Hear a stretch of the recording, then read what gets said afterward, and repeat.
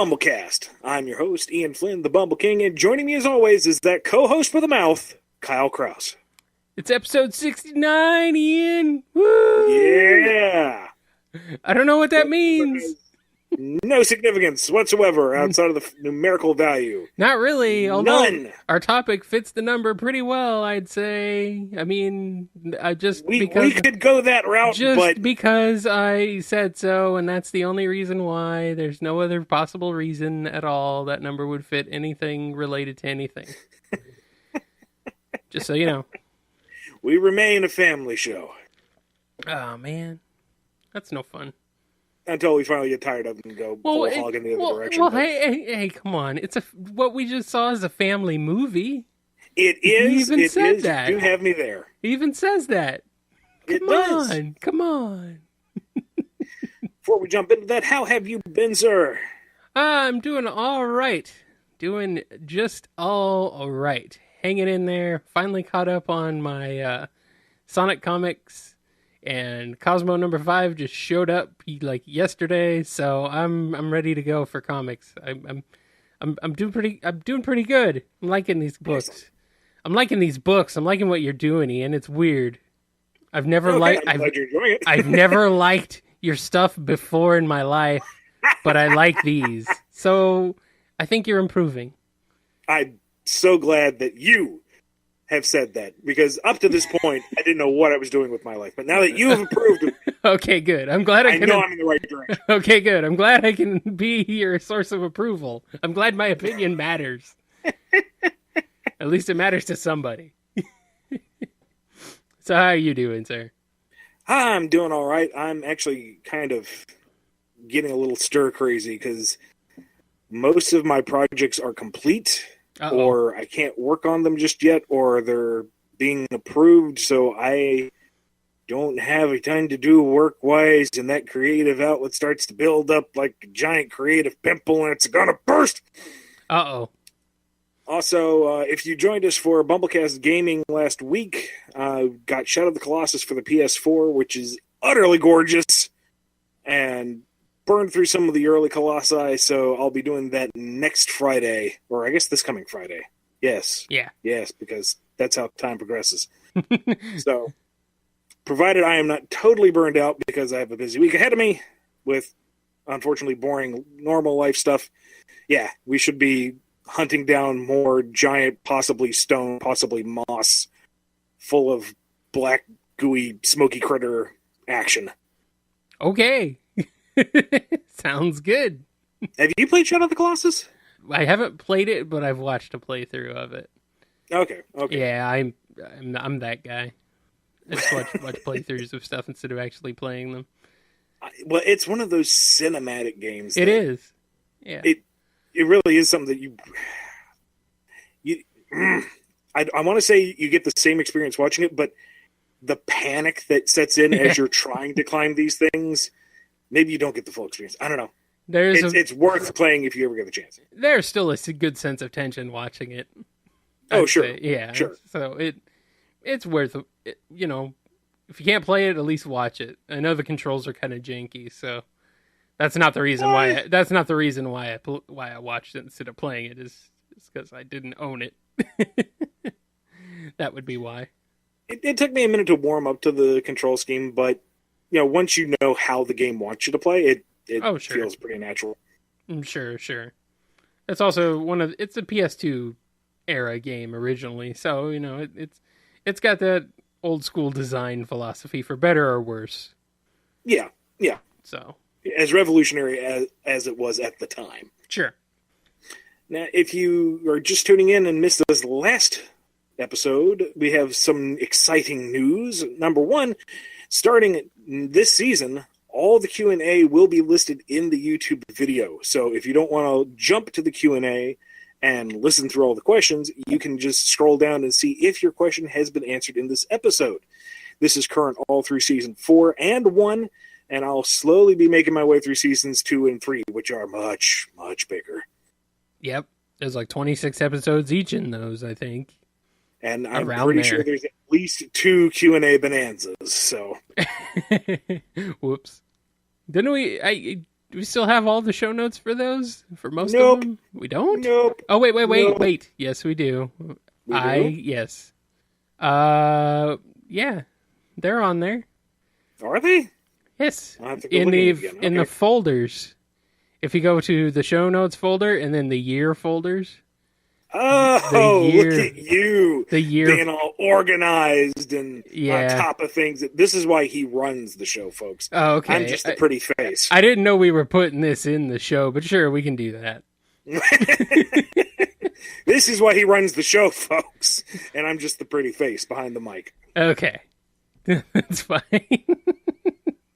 I will Also, ride on your we're- coattails to sweet, sweet justice. I don't know what that means. So that might Also, make we're things a little easier for you, sir. We are slowly but surely catching up. The Bumble Commentaries, the brand new feature that debuted this year. Patrons, you can download it for free. Everyone else, you can grab it super cheap over at Bandcamp. We'll have the link in the YouTube description. And we will sit down and have the big group Patreon chat. I promise. It's just we both had lots of real life stuff that's been keeping us busy. And just getting the show done on time has been kind of tricky sometimes. All right, are we ready to give away something cool, Ian? Yes, we are. It's time for the BumbleRaffle.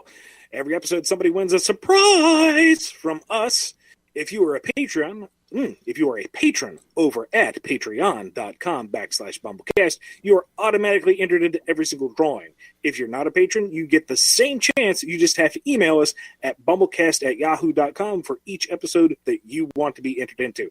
So, this episode's winner is Brody M. Congratulations, Brody. We will be in touch with you as soon as possible. Congratulations. Have fun with the thing we're sending you. Whatever it is. Who knows? I don't know what it is. We'll figure it out. Don't worry. We'll cover that after the show. Yes. So moving on, we are going to enter into the spoiler-free section, talking about the latest Marvel cinematic movie that's not part of the cinematic universe, Deadpool 2. Indeed, it's part of the X-Men cinematic universe. I don't think that's actually a thing that they call it, but I'm going to call it that. It falls within the purview of its realm, ish. Sure. It's very tangentially related, I should say. So, what did you think, Kyle? What was your takeaway from the latest Merc with a Mouth movie? Well, I had a pretty positive view on it. I thought it was weird that Josh Brolin plays plays a villain in two movies at the same time this year. In two Marvel movies, even. Villain. Huh? Would you really say he's a villain? No. He does kind of a face turn-ish, although he never really was evil. It's just, you know what I mean. He was the distilled grunge 90s. Yeah, there really wasn't an all-out villain in this movie, which I think actually kind of worked to its benefit. There were just a variety of obstacles for Deadpool to overcome. Mm-hmm. So I didn't mind that, actually. We don't need a big, huge villain in every movie. We don't need someone who's gonna, destroy the entire world in every movie. We don't need the giant CG army of beasties to be plowed through on a green screen every single time. We don't need Thanos in every movie. I mean, sure, he's in this one and another one, but we'll ignore that. Although the one thing that I love about this movie and about the first one is that it does a really good job of taking the piss out of superhero movies. Oh, yeah. Yeah. I mean, you could do it.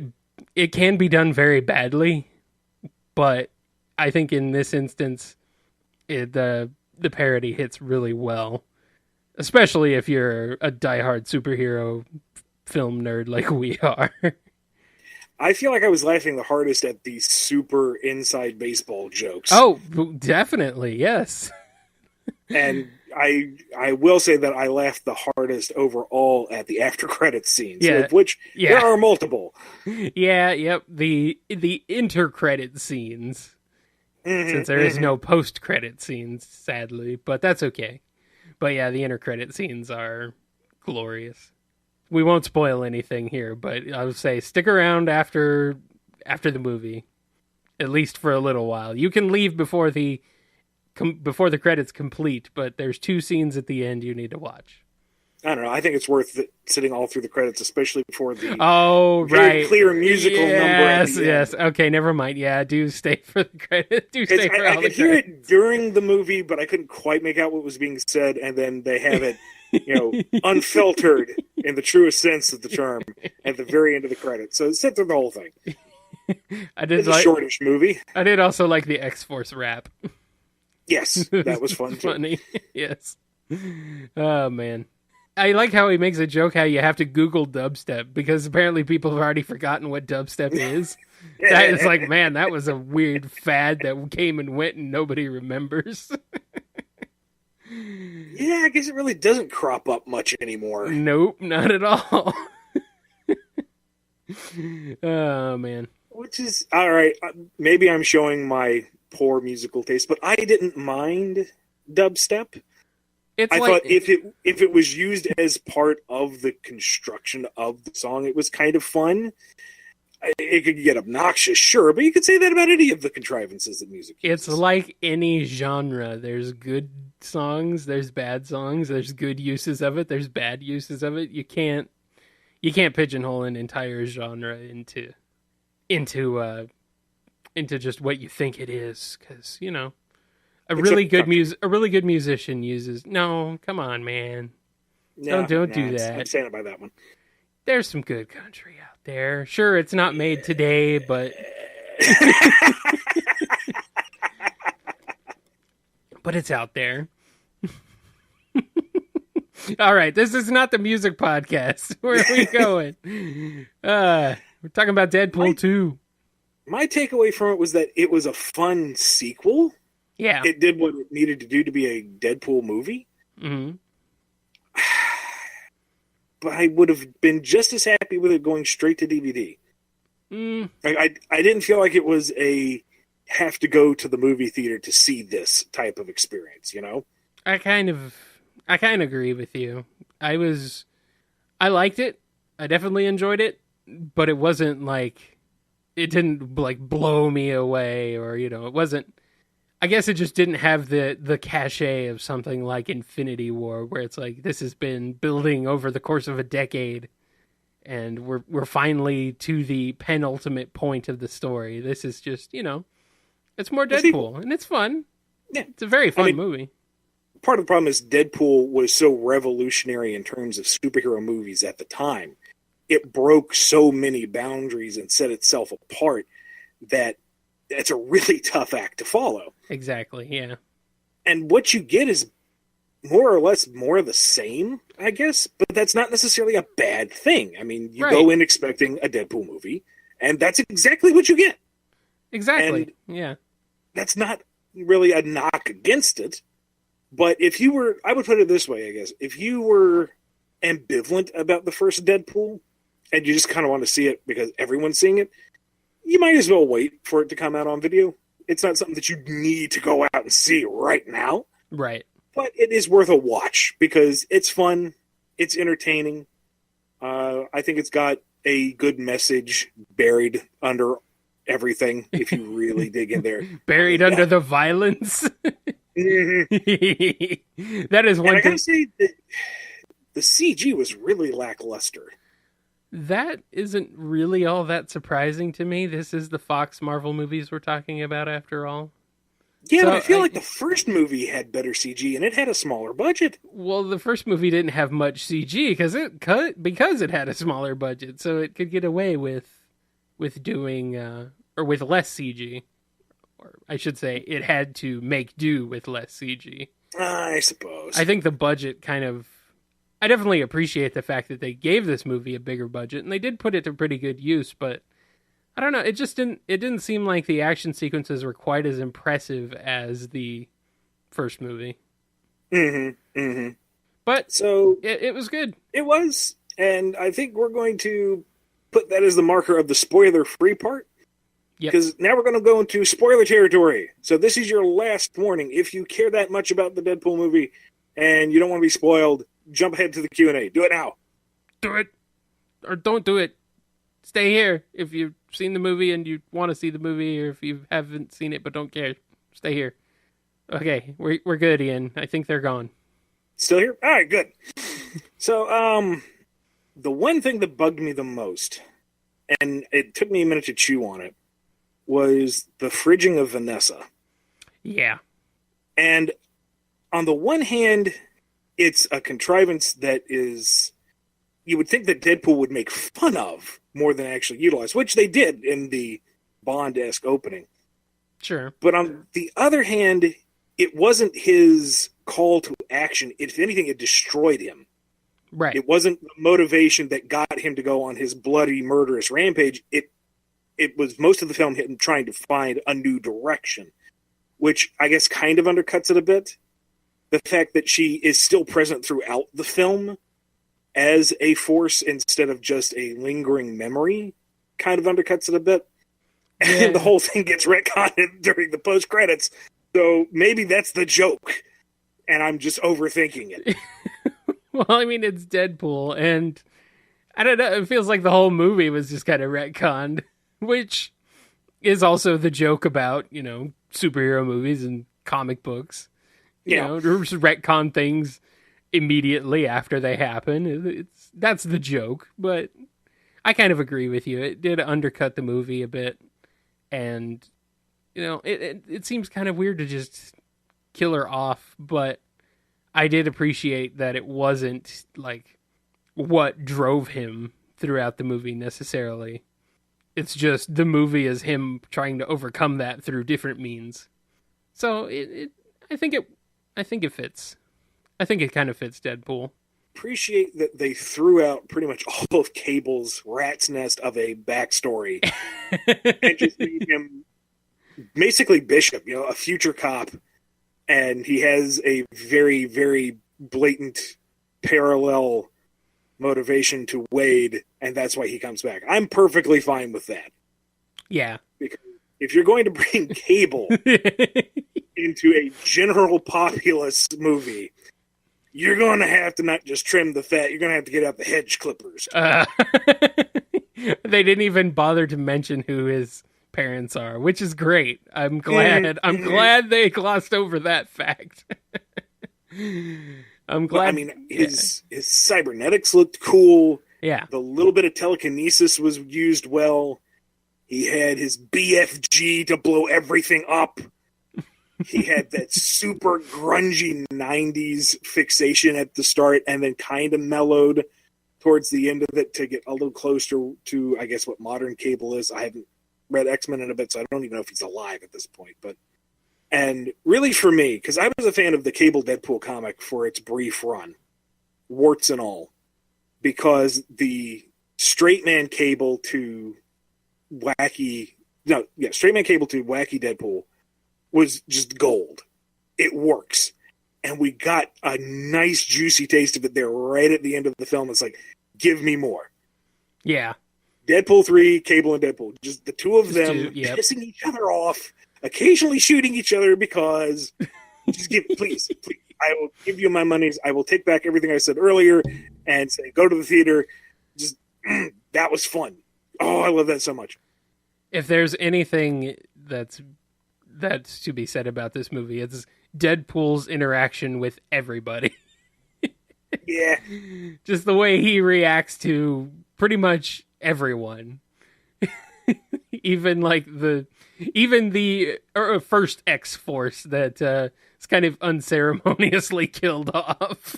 Yeah. Which is funny, but also kind of depressing. I know. See, here's the thing. Do people hate Shatterstar? Is that like a common thing? Oh yeah. Okay. I kind of thought so. Everyone does, but yeah. I was on an anonymous board, and somebody said, "Here's the plot to Deadpool" months ago, like maybe around Christmas. And I'm like, yeah, sure, let's read your fanfic, tee. It was accurate. Uh-huh. So I was spoiled going in, and I didn't even realize it. And the X-Force unceremonious death roll, I get the joke. I really do. And it's funny, but it also feels kind of mean. It is, yeah. Like, you have the actors that you could do something with. Right. Come on. They definitely could have done a lot more with Bedlam because it's Terry Crews. Come on. I know.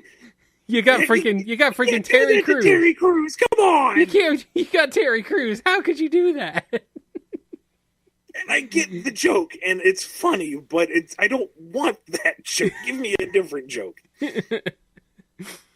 At least Domino was spared, and she was awesome. Yeah, Domino's great. Did you catch who Vanisher was? I did. I saw him, and I recognized him, but I didn't recognize him. Had to look this up after the fact. It's Brad Pitt. Is it? Okay. Yes. Okay. I knew he looked familiar, but I didn't want to sound like an idiot. And so that's not the name I was thinking, but yeah, I definitely see it now. And I do like. How much money did they have to pay to have Brad Pitt show up for like half a second in CG dying on power lines? I hope nothing, and he just did it for fun because it sounded hilarious. But who knows? But as you were saying, Domino was fantastic. She was great fun. Yes, she is, as they say, badass. I could do with a lot more Negasonic Teenage Warhead. Yeah, more, please. Would like to see her more. Yeah, I did like Deadpool's interaction with Yukiko. Is that her name? Yukio. Huh? Yukio. Yukio. Okay, Yukio, not Yukiko. I don't know. I was thinking there was an extra K in there. That was very endearing. And of course, Colossus, best friend Colossus. even more best friend than Cable. Hey, they managed to redeem Juggernaut from X3. Yeah, he didn't even make a "I'm the Juggernaut bitch" joke, which is a shame. I mean, maybe it's not a shame, but I still would have enjoyed that.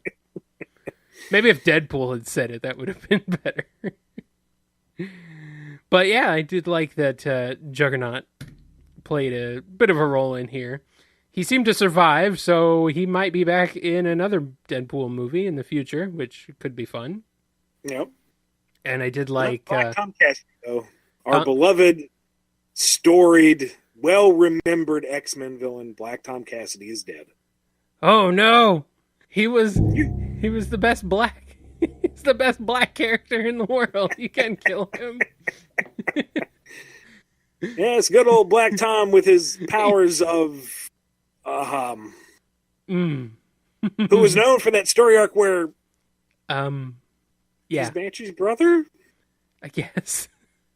You know Half more. brother, maybe? I don't remember. My X-Men knowledge is so freaking lacking. I didn't even know he was actually a thing. Oh yeah. I kind of figured he might be, because this movie really actually does a pretty good job of playing homage to the parts of the X-Men mythos that I recognize, at least. So I would say that, but I do like how Deadpool called Cable Thanos at one point. That was very entertaining. I'm like, is he gonna do it? Is he gonna do it? I was waiting the whole movie. I'm like, is he gonna call him Thanos? He's gotta do it. Come on. And he did it. It's great. The baby legs scene probably dragged on a little too long. But then it kind of looped back around into being funny again, so it was okay. I think what saved that was it was one of the best character interaction scenes. Yeah. Moving the plot forward. Right. You had everybody there, everybody interacting, and you had the baby legs. Yeah. He's just had baby legs. It's like, okay, why not? Oh, boy. But, yeah, I enjoyed it. There's just lots of really funny moments, funny scenes, lots of good scenes, and that's really about it for me. What do you think, Ian? Yeah, I think so. I mean, I would like to see another one. And from my understanding, this is basically the vehicle to launch the X-Force franchise. Yeah. And if we have Brolin's Cable and... Oh, shoot. Who's the actress for Domino? Zazie Beetz? Thank you. If they return, I'm already sold. Yes. I don't know how they would approach it. Like, would they try to go a little harder edge, keep that R rating, and make it like serious espionage, Jason Bourne-esque, blow things up? Or would they try to skew a little more comedic? Or I don't know how they'd approach it, but if they bring them back, I'm pretty much sold from the get-go. Yeah. Question is, what other members of X-Force would they bring in? Because they can't use Shatterstar. Unless they get a mop. Or Bedlam. Or anybody else. They can bring back Peter, because, time travel. Well, time travel saved the day. Unless we can infer that Deadpool saved everybody. They kind of left the door open on that one. They didn't say whether or not he did. So it's possible. The best part was the last two scenes of the end credits. Oh, God, yes. Segment. Yeah. Oh, man, I was cracking up so hard. Killing off Silent Deadpool from X-Men Origins. Perfect. Brilliant. Sorry, just don't mind me. Just cleaning up the timeline. Yep. It's like, man, you just made it a lot worse. I don't know if you realize that, but hey, we'll ignore that. And then, of course, the Green Lantern bit at the end. Oh, man. I'm glad Ryan Reynolds can make fun of himself. I'm so glad that he is so willing to do that. He seems like a real down-to-earth type of guy. Like, sure, he's handsome and wealthy and popular and successful and all that jazz, but he seems like someone who's got his head in the right place. He seems like he is kind of Deadpool. Almost. Yeah. Like, he I don't know if he's playing Deadpool or if he's just playing himself playing Deadpool. I don't know. I don't know. Just kind of how he is. So, but he's great. Only convince Hugh Jackman to come back. They had him there. They had him for a second. And then, of course, his appearance at the beginning of the movie. Okay, yeah. Where Deadpool's like, oh man, stealing my thunder with the R rating. That little musical device was that's a low blow. Yeah. It's like, okay, you knew I cried manly tears over that, and then okay, fine. Okay, that's how the movie's going to be. All right, you've established it from the get-go. All right, we're good. That's what I said. This movie is so good at taking the piss out of other superhero movies. That's the best part of it. Logan was art, damn it! I know! I'm not saying it's a bad movie. I'm just saying Deadpool 2 does a really good job it's sacred. It's sacred. Come on. You know full well, going back and watching that movie again, when you get to that scene, instead of going, oh, it's so tragic and beautiful, you're going, it's going to play music and turn around. Curse you, Wade Wilson, you ruined it. If anything, that improved it. Oh, I'm that guy. I say that as someone who loved Logan. I just am, I'm a troll at heart. So I'm glad Deadpool control us all. All right, so it is time for some Q&A, don't you think? I think so. I think we've put this Deadpool to bed. Or we've figured out who's dead in this pool. I don't know this metaphor is really bad. I'm sorry. We're going to do the Patreon Q&A first. Okay. These are coming from folks who are patrons over at patreon.com/BumbleKast, and they've paid their way to the front of the line. Kyle, who do we have first? First up, we've got one from Eric F. Has IDW stopped making the comics? I want to collect them, but they are sold out. What do I do? And where would I get Way Spencer's cover? Okay, so Sonic the Hedgehog number 1 through 4, released once a week at full cover price sold out every issue completely.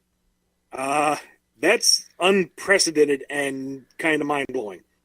And they all went into second printings, and number one sold out after the second printing was even done printing, so it went into a third printing.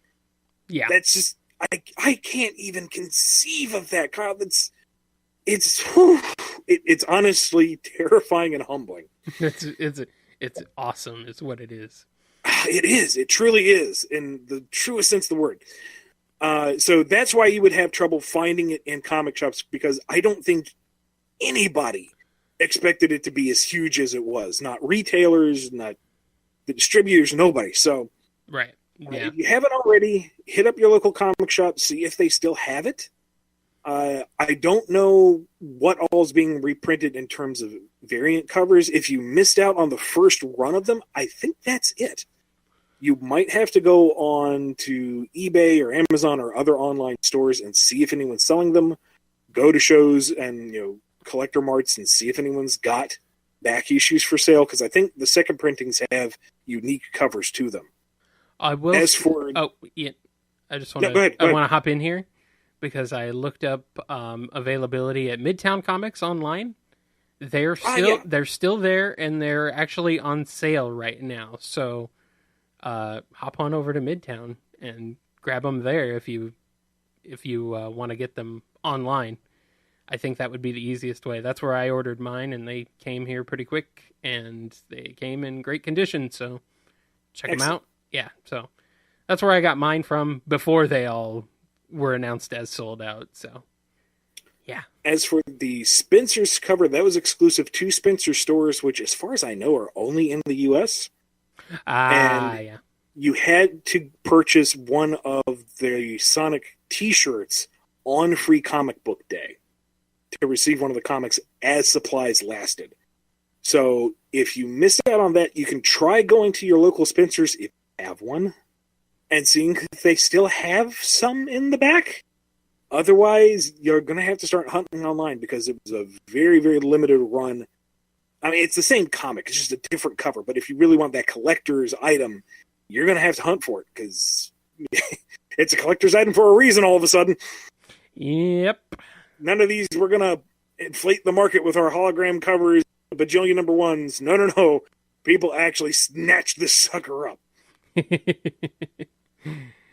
All right, next question comes from Saturn-Flicky. You did great work with Sally Acorn in the Archie Sonic series, and she's a popular request for the IDW series. Yeah, she is. But have you ever thought about reinventing any of the other old Sega of America Sonic friends? Porker Lewis, Joe Sushi, Tux, Chirps, and Johnny Lightfoot?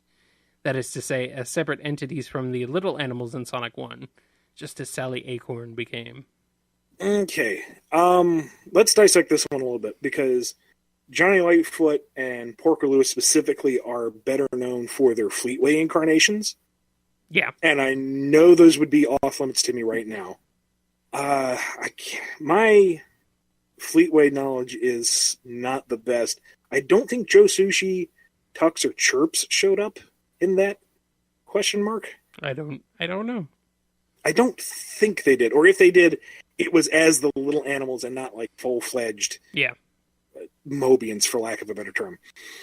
The idea of taking the little animals and reinventing them as full-fledged characters is certainly possible, but if we were to go that route, they would have to be distinct from the incarnations that have been seen in other comics. So you probably wouldn't see the names Sally Acorn or Joe Sushi or Johnny Lightfoot or any of those used. It would have to be something wholly new. And if we're going to do that, we might as well just make a character. And, species reference. Well, you know me, I love my references. I love my callbacks, but sure, it would be just that. We wouldn't, if we introduced a pig character based on what were they, Pickies? It would be a pig character, and you could say, oh, is that a reference to the Pickies? And I could be, yeah, or I could, no, it's just a pig character. It wouldn't be, here's the Porker Lewis XP, or the Johnny XP, or the Sally XP. It's not that. It wouldn't be that. Mm-hmm. What about, like, Sonic's old band from the Sonic 1 sound test or whatever. I think that Vector was in that, so it's like we've already got Vector. So I forget who else was on that. There is Mock the Rabbit, Max the Monkey, and Sharps the Parakeet, who everyone thought was a chicken for the longest time because he looked like a chicken. Yeah, well.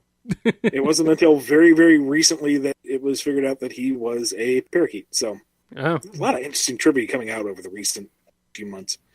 If they were to come back, I would like to bring them back as the band, but I think this would probably fall under the Classic Sonic umbrella. And Classic Sonic is very quickly solidifying into its own thing. Yeah, which is weird. I'm lost. I'm confused, Ian. Save me. Well, it's kind of like, let's look at the Mario series. You've got kind of like your main Mario, which is your galaxies and whatnot. So you get your Paper Mario, which is its own thing, and your Mario and Luigi, which is its own thing. So I know, but none of those were established as being in the same continuity and then ripped from it later. Well, that's why Sonic's always breaking down doors, never. Yeah, I know. He's blazing a new trail, and it's exciting.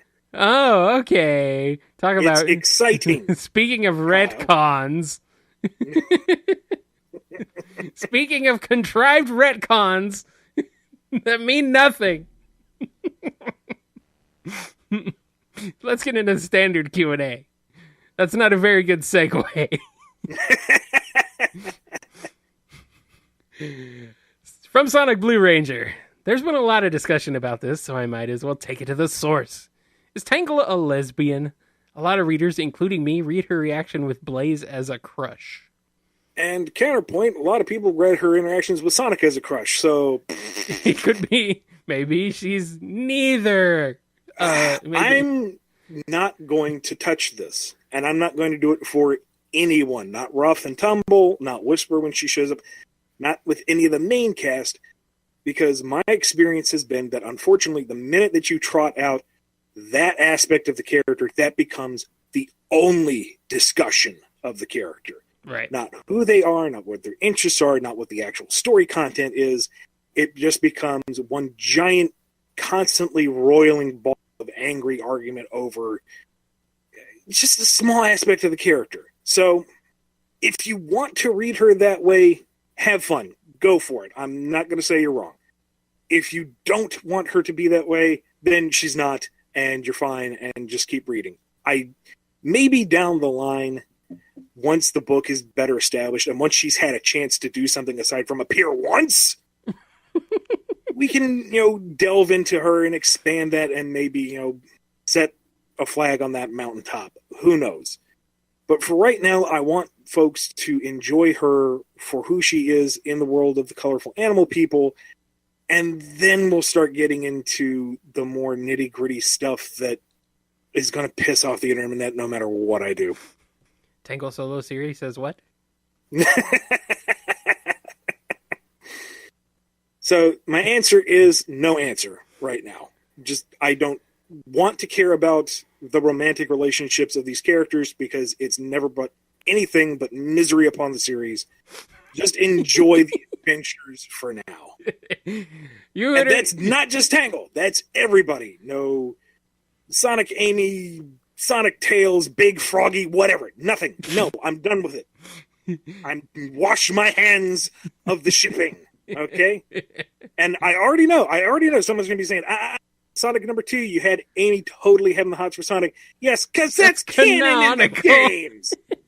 Yes. That is her central character point since her introduction in Sonic CD. Yes.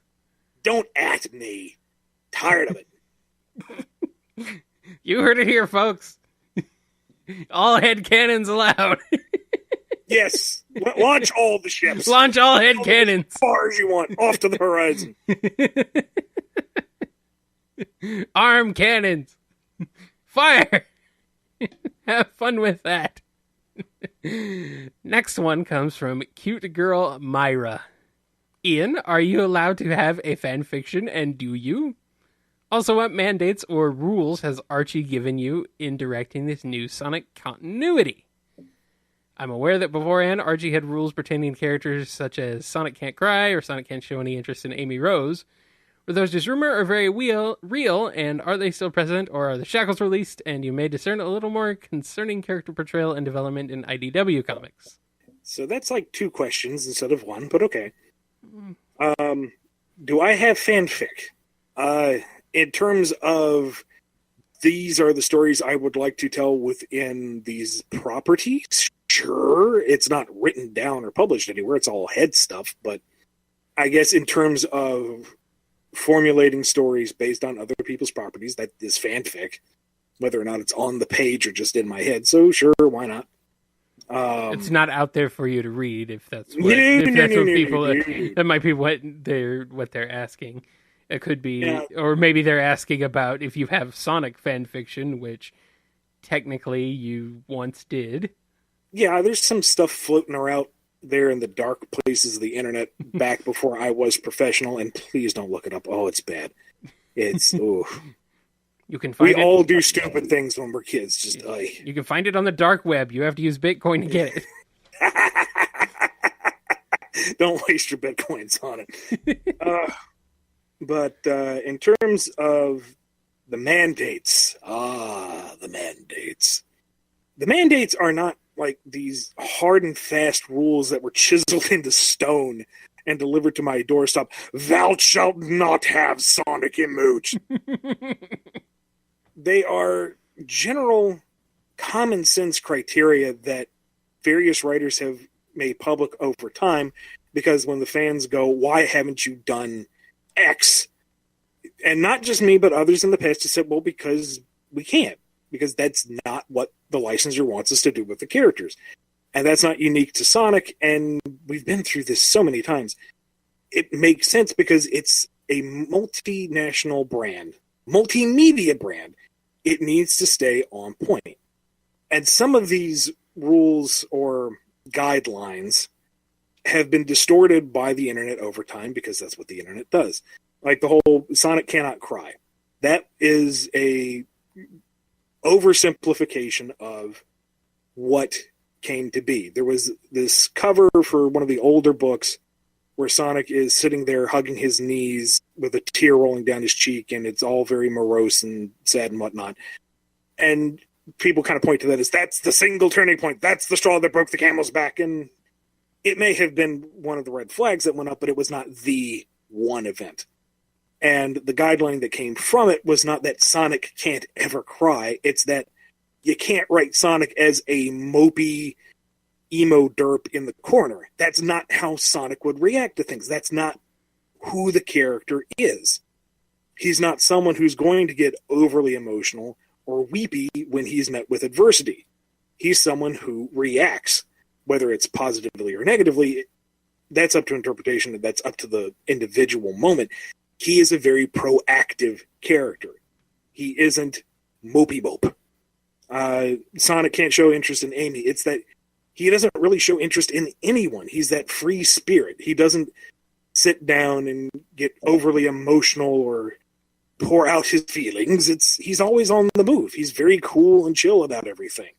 He's not going to swing into this romance cover Harlequin book style romance with Amy Rose. It's just not who he is.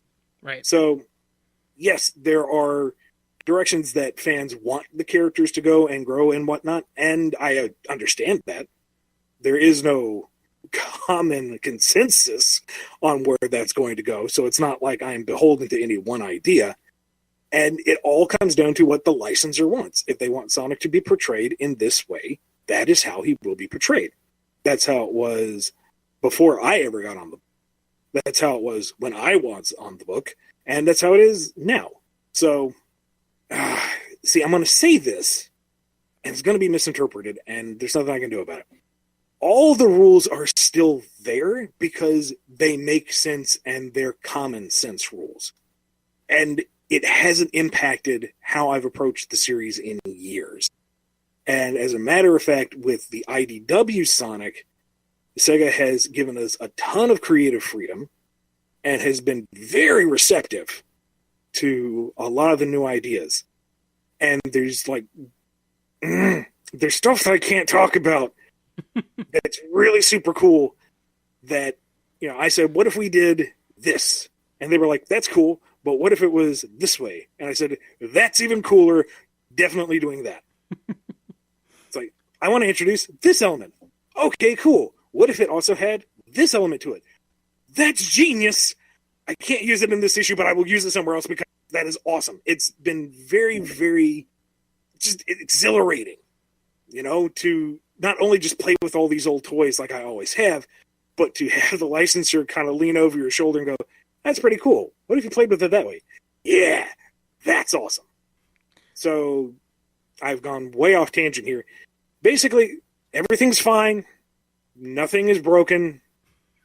We're good.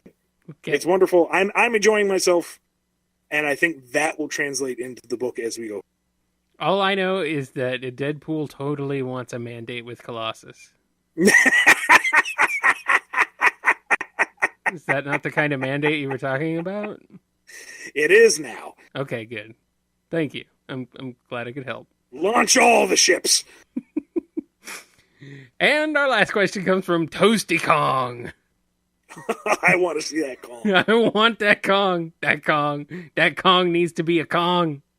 Did you notice that in Sonic Mania Plus, Ray is wearing shoes straight out of the Archie series?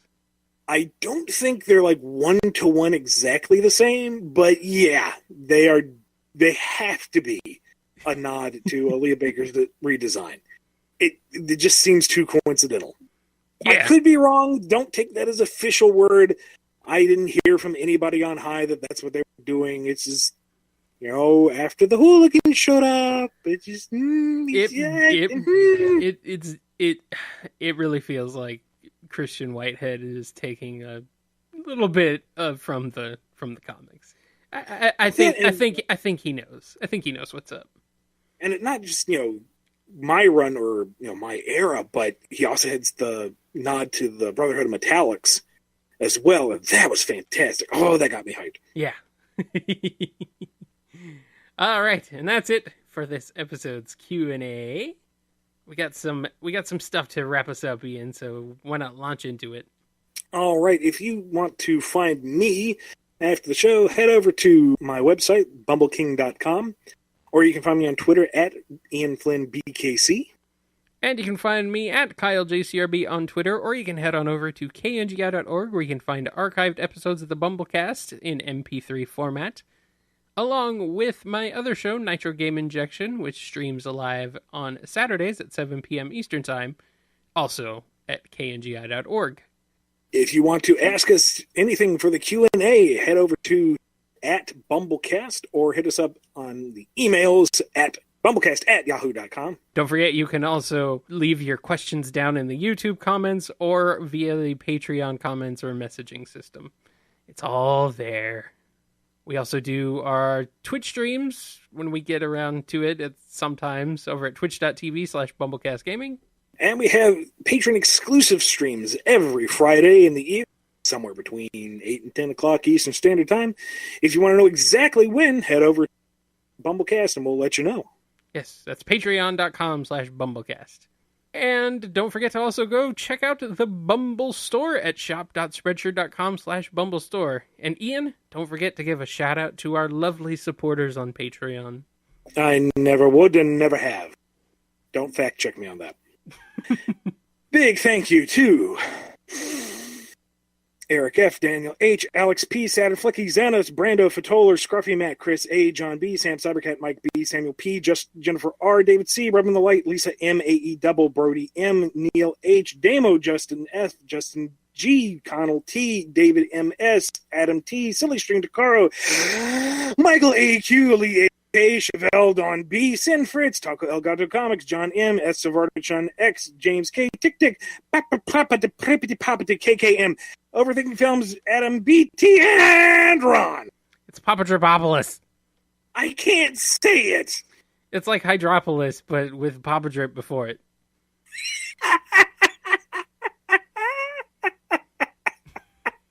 What? I mean, that's how it is. I'm not exactly sure why that's funny, but I'll go with it. I am amused very easily. Okay. The way that you said that just so seamlessly. Oh, bravo, sir. Thank Bravo. you. Thank you. I think it's Papadropoulos. Watch it. I'm saying it wrong now. Anyway, thanks, Ron, and everybody else.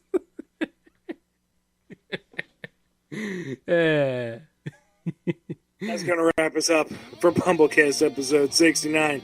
Have a good night, everybody. See you later.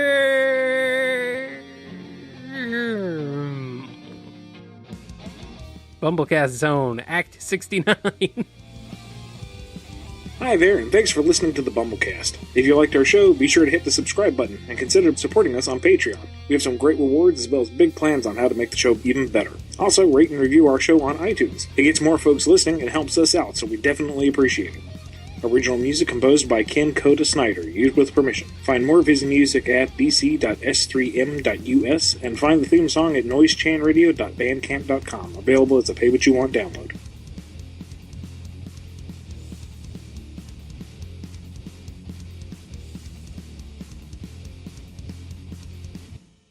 Oh, God. Seriously, it's like I had a flashback to this Dr. Seuss book, and just the way that the words rhymed and flowed together on the page would set all of us just to laughing hysterically. And that's the way you said it. It was just like that lilting, perfect. Oh, God. I remember one time when I was a kid, for some reason, I don't know why, I was like 12 years old at the time, so I wasn't on anything, but a friend of mine was staying over, and for some reason he kept saying the word chip, and I was in absolute hysterics as he was saying it. He would just say chip, chip, and I couldn't stop. And I couldn't stop laughing. He just kept saying chip, chip. And because you were laughing, he kept saying it. And yes, that just made it and it just kept going, and it just kept going. I don't know why that was so funny. So anyway, I'll leave you. I think it's just something to do with your brain chemicals at that age. Yeah. It's like the word oven. Oven is also a very funny word. If you say so. Sure. If you say it enough, it becomes funny. It's like chip. It's like chip. Just don't say act and think about it too hard. Otherwise, it becomes one of the most difficult things to say.